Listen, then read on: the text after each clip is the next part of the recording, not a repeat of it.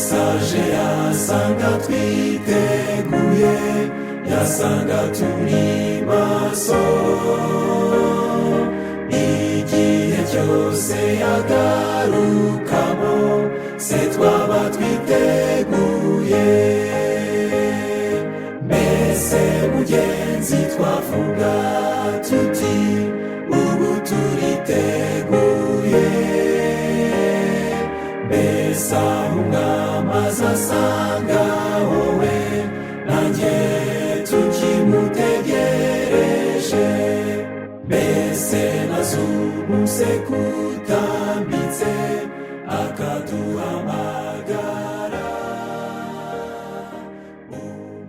Abo tugiye kuganira n'abatwumva, izina ni Karasanyi Emmanuel, nkaba ndi umubwirizabutumwa w'ubugorozi n'ivugurura, kandi nkaba narakiriye ubutumwa, nkaba ntazi gusoma, ariko Imana ikaba yarampaye kwigisha ijambo ry'Imana nkoresheje gufata mu mutwe ibyo nize n'ibyo nasomewe. Hakaba rero mugiye kuganira n'umuntu utazi gusoma, kuko hari n'abandi bagiye bakorera Imana batazi gusoma no mu gihe cyashize, kuko Imana izakoresha buri muntu wese, ntawe ushobora gusuzugura impano ye, kandi buri muntu wese ko yakorera Imana uko azi n'uko ashoboye. Nko mu gitabo cy'ibyakozwe n'intumwa igice cya 4 umurongo wa 13 hari amagambo atubwira ngo babonye ubushizi bw'amanga bwa Petero na Yohana, kandi bamenye ko ari abaswa batigishijwe, baratangara, ariko yibuka ko babanaga na Yesu. Ubwo babana na Yesu rero, yaba azi gusoma yaba atabizi, ariko agomba gukorera Imana.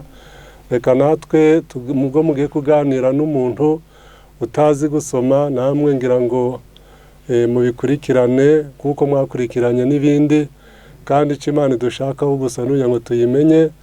Mu gitabo cy'ijambo ry'Imana ritubwira ko umurimo w'Imana uzakorwa, kandi ugakorwa byihuse. Imana izakoresha abizashaka bose, baba barize cyangwa se batarize, kuko iboneka mu gitabo cy'imigani ya Kristo umuzingo wa mbere paje 34. Hari amagambo atubwira ngo ubutumwa bukwiranye n'iki gihe tugezemo ntabwo biboneka mu nzego nkuru z'idini, ahubwo bwamamazwa n'abagabo n'abagore baciye bugufi, batize cyane, ariko bakaba bizera ijambo ry'Imana. Umuntu yaramutse yizeye ijambo ry'Imana, nubwo yaba azi gusoma cyangwa se atabizi, agomba gukorera Imana. Reka tuganire ijambo ritubwira ngo umuryango mwiza. Kugira umuryango mwiza ni amahirwe, kandi umuryango ugomba guhera mu rugo, kandi ubukristo bugomba guhera mu rugo. Ubwo nibuhera mu rugo bukagera no kwitorera aho abantu bateranira, azaba ari ubukristo bw'ingirakamaro. Pawulo yagiye atasha abagore mu gihe cye, aravuga ati untahirize itorero ryo mu rugo rwabo. Nuko bari abagore b'abanyarukundo, kandi bakundaga Imana, bazikorera neza, bagakunda n'imiryango yabo. Icyo Imana dushakaho rero, ishaka ko ubukristo buhera mu rugo. Iyo buhereye mu rugo bugira ireme, bukagira imbaraga, bukemeza abandi, kandi ubutumwa bugomba guhera mu muryango, bugahera ku mugabo, ku mugore, ku mwana, ku muturanyi. Ubwo noneho bamara kubwakira buri mu rugo, ndetse n'umugaragu wo mu rugo cyangwa umukozi wo mu rugo, nawe ubutumwa nawe bukamugeraho, ariko ubutumwa bwarahereye mu rugo. Ubwo umugabo ntabe kijyana mu rugo, abana bakumvira mu rugo, umugore agakora neza mu rugo, agakora uturimo twiza dutoya mu rugo, kuko iboneka mu gitabo cy'imigani ya Kristo umuzingo wa 2 hari amagambo atubwira ngo udakiranutse mu byo ashinzwe, nubwo byaba byoroheje, aba yibye umuremyi we icyo agombaga kumukorera.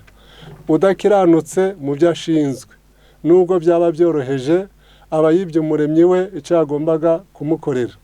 Ubwo umuntu aramutse akiranutse mu byo ashinzwe, kwaba ari uguteka, kwaba ari koza ibintu, kwaba ari ukurera abana, kwaba ari ukwitaba, kwaba ari ukugira gahunda mu rugo, icyo umuntu akoze cyose akagikora neza, maze kikazagira ingaruka nziza, akagikora mu muryango. Kuko biboneka mu gitabo cy'Ibihamya umuzingo wa mbere, hari amagambo atubwira ngo umugore uzi guteka, akamenya gufura, akoza ibintu no gupfundikira, marayika Mikayeli mukuru aramusanga kumufasha nk'uko asanga abahanuzi. Umugore uzi guteka, akamenya gufura, akoza ibintu no gupfundikira. Iyo umuntu apfundikiye ibyo kurya ntibyangirika, ndetse n'iyo areze abana neza, agomba kuba adafite impano nyinshi, ariko akazarera abazakora umurimo cyane. Kuko mu gitabo cyitwa Rengera ubuzima ya 2 hari amagambo atubwira ngo igihe umubyeyi Imana imuhaye ikamuha umuhungu, ikamuha umukobwa, ibimubwiye ngo jana uyu muhungu, ujana uyu mukobwa, ubanderere, ubaha imico y'ubupfura izarabagirana mu bikari byo mu ijuru iteka ryose. Imana iyo iguhaye umwana, abana ni umwanda uturuka ku Uwiteka, igihe uguhaye umwana ibikubwiye ngo jana uyu muhungu, jana uyu mukobwa, ubanderere. Ntabwo ari abawe, ahubwo abana ni ab'Imana, kandi abana ni umwandu uturuka ku Uwiteka. Maze ubahe imico y'ubupfura izarabagirana mu bikari byo mu ijuru iteka ryose. Umugore nyina wa Mose yari umubyeyi ukunda Imana. Ubwo yararikorera Mose, kandi yarazi ko imyaka 12 nishira umwana bazamujana ibwami, yaramugaburiye, aramutekera, aramwigisha, aramuhugura, amwereka ko ari umuheburayo, amwigisha ko ari ubwoko bw'Imana. Maze ibyigisho yigiye kwa nyina byamugiriye akamaro, bituma atandukana n'ibigirwamana by'ubwami. Kuko biboneka mu Baheburayo hari ijambo rivuga ngo kwizera niko kwatumye Mose yanga kwitwa umuhungu w'umukobwa wa Farawo, kwizera niko kwatumye inkike ziriduka, kwizera niko kwatumye Enoki yimurirwa mu ijuru adapfuye.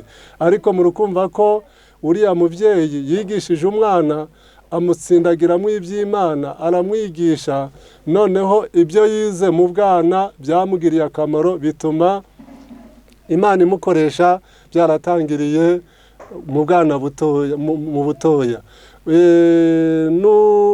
Na Pawulo nawe yakoranye na Timoteyo, ariko ibyigisho yigiye kuri nyina akabyigira no kuri nyirakuru, byatumye Pawulo nawe akorana n'uwitwa Timoteyo, kandi wari umwana mwiza ukunda kwiga, ukunda guhugurwa.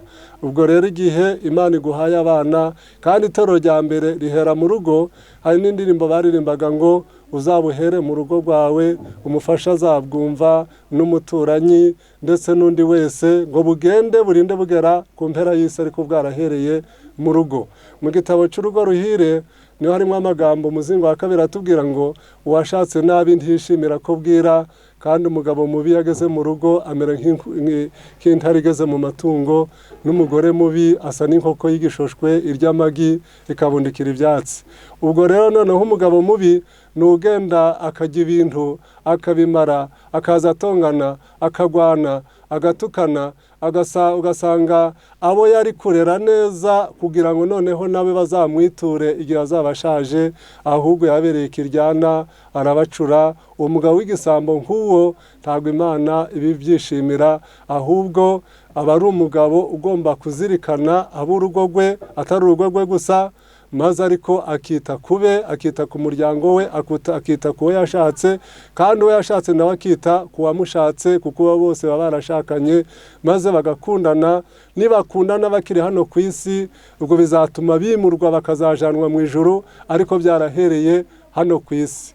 Hari amagambo badusomeye mu gitabo cyitwa Inama z'itorero umuzingo wa 2, hari amagambo atubwira ngo ingeso zo mu ijuru zikwiriye kubonerwa mu isi. Niba dushaka ngo tuzature mu ijuru, ingeso zo mu ijuru zikwiriye kubonerwa mu isi. Ni mu cyigisho kivuga ngo cy'abasore bahamagarirwa gukora, muzagishake muzakibona muri ayo magambo. Ingeso zo mu ijuru zikwiriye kubonerwa mu isi. Niba atari ko biri ntibishoboka kubonwa na gato. Tangira ubungubu we kwishuka wibwira ko hazaza ikindi gihe kikoroheye. Uko bukeye niko umunsi wongera ikirere kigutandukanya n'Imana. Itegure guhabwa imbaraga ufite umwete utigeze ugira. Igisha ubwenge bwawe gukunda Bibiliya, kandi uje ukunda ijambo ry'Imana n'amateraniro, ariko cyane cyane uje ukunda igihe umutima wawe uvuganiramo n'Imana. Ubwo rero wabyaye abahungu agomba kubagaburira, akabagaburira ibyo kurya bikwiriye. Reka turebe se muri Bibiliya uko umuntu igihe Imana iguhaye abana icyo wabagaburira. Zekariya igice cya 9 umurongo wa 17 hari amagambo avuga ngo, erega kugira neza kwawe ni kwinshi, kandi n'ubwiza bwe nabwo ni bwinshi. Ingano zizatera abasore kubengerana, kandi na vino y'umuhama izatera abakobwa kubengerana. Ubwo noneho umuntu agomba kurera abana, akabagaburira, akabigisha, akabaha inama, maze bakazaba abana b'ingirakamaro mu gihe kizaza. Akabigisha ko ari ab'Imana, bagakura bazi Imana, kandi nawe akamenya Imana. Yamara kuyimenya akayimenyesha n'abana be, ariko abo bana be ni imbitsanyo Imana yamuhaye, cyangwa se n'indagizo Imana, kuko twabyumvishe ngo jana uyu muhungu ujana uyu mukobwa ubanderere, ubaha imico y'ubupfura izarabagirana mu bikari byo mu ijuru iteka ryose. Tugomba kumenya Yesu rero, kandi tukamumenyesha abana bacu. Mu gitabo cy'Uwifuzwe byose hari amagambo atubwira ngo umutsima turya, amazi tunywa, kandi icyo ari cyo cyose tubona hano ku isi tubikesha amaraso ya Yesu. Yesu aradukunda rero, kandi natwe tugomba kumukunda. Maze wariye, ndetse na Bibiliya iravuze mu Gutegeka kwa 2 haravuga ngo, numara kurya ugahaga, ukubaka amazu ukayabamo, ubutunzi n'imikumbi bikagwira, uzirinde ntuzibagirwe Uwiteka Imana yawe. Ntukavuga uti imbaraga byanje n'amaboko yanje nibyo byampesheje ubu butunzi, ahubwo uziringira Uwiteka Imana yawe, kuko ari iguha imbaraga zikuronkesha ubutunzi. Igihe Imana iguhaye abana, ugomba kumenya ko abo bana ni umurage uturuka ku Uwiteka. Abana ni umurage, ugomba gushima, ugashima Imana, kandi abo mu rugo rwawe bose aba ari abana.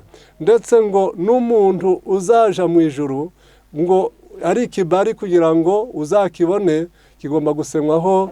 Niba uri umugabo, ni umugore, ni umwana, ni umugaragu, ni umuturanyi, abo bamara gusenya nawe ukizera ko ubugingo buhoraho nawe uzabubona, uzabasha kuja mu ijuru. Kandi noneho natwe tugomba gukunda Imana yacu, turayikunda kuko rero yabanje kudukunda. Imana ni nziza, kugira neza kwayo ni kwinshi.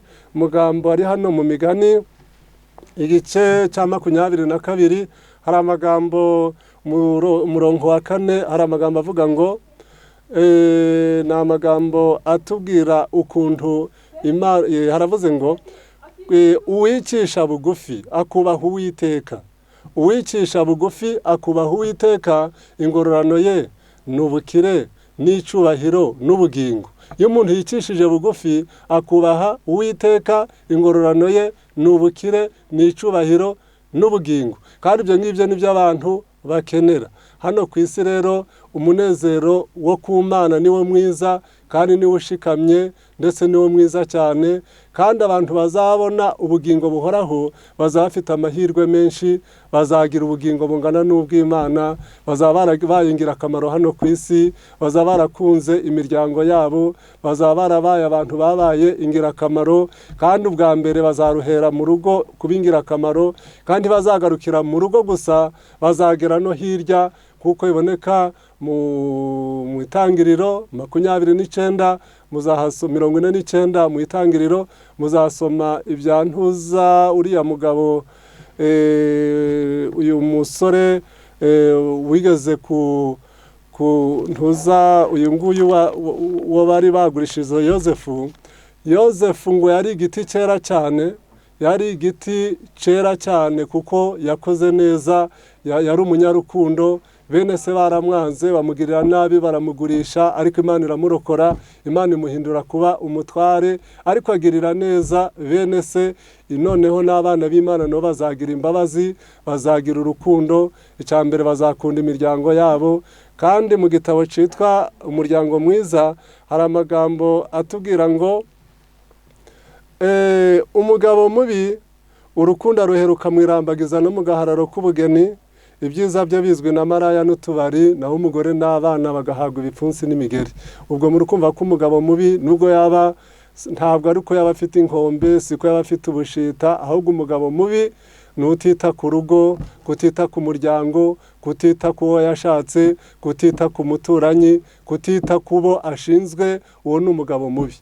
Umugabo mubi rero mu urukundo aruheruka mu irambagiza no mu gahararo k'ubugeni, ibyiza bye bizwi na maraya n'utubari, naho umugore n'abana bagahabwa ibipfunsi n'imigeri. Kuko twabyumvisha, Imana ishaka yuko natwe tuba abana b'Imana.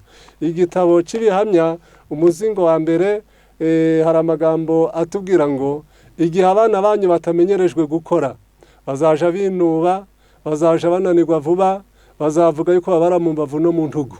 Ubwo noneho umuntu wigisha abana akabigisha imirimo, akabatoza bakamenya gukora, bakabingira akamaro hano ku isi, bakazigirira akamaro, bakazakagirira n'abandi.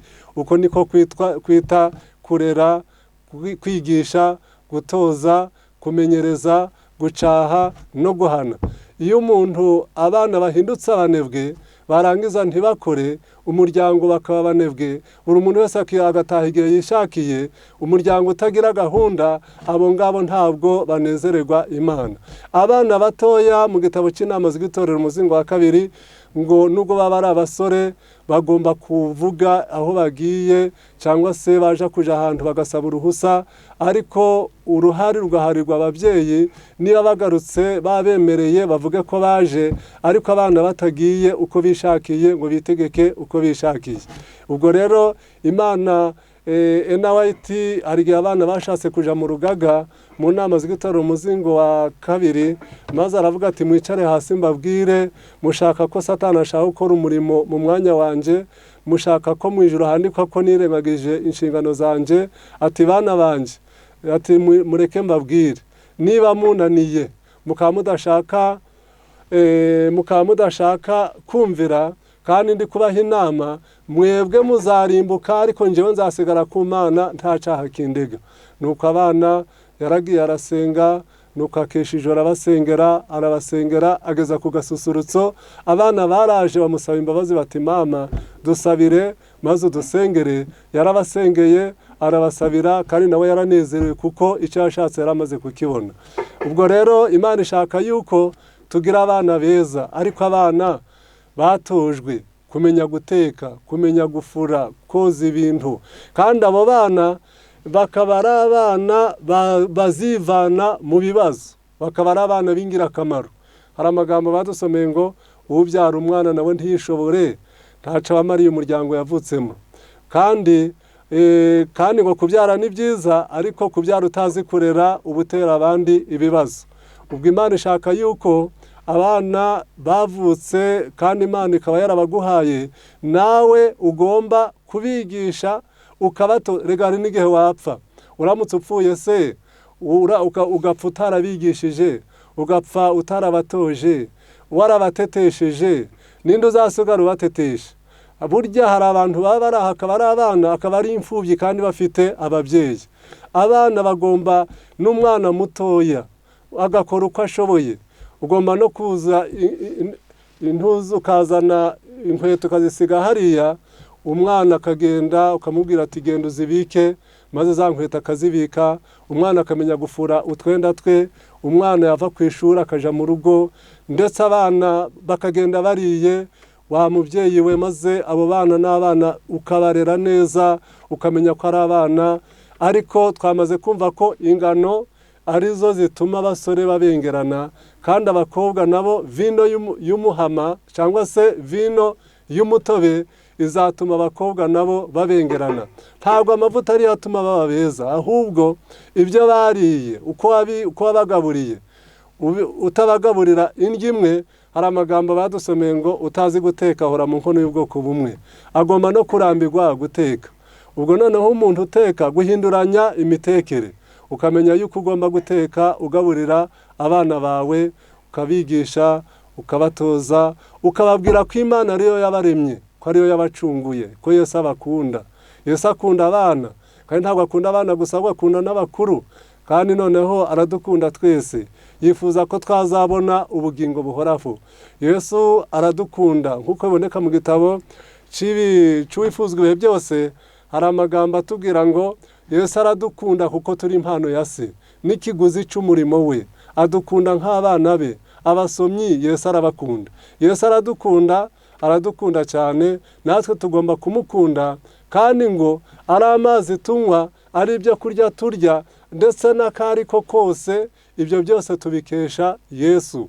Na Pawulo yaravuze ngo, Dawidi we yaravuze ati, ndagushimira kuko wandemye mu buryo butangaje.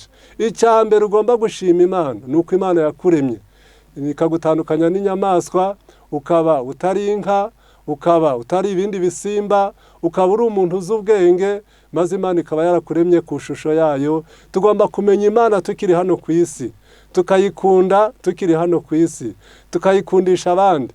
Imana ni nziza, Imana ni urukundo, ikunda bose, igaburira bose, iheka bose. Yesaya 46 muzahasanga amagambo atubwira ngo, nimunyumve mwa bana ba Yakobo mwe, namwe barokotse bo mu nzu ya Isirayeli, abo nahetse mukiri mu nda, nkabaterura mukivuka, ndiho. Imvi zanyu zizarinda ziba uruyenzi, ariko nkabageza mu zabukuru. Imvi zanyu zizarinda ziba uruyenzi nkibaheka.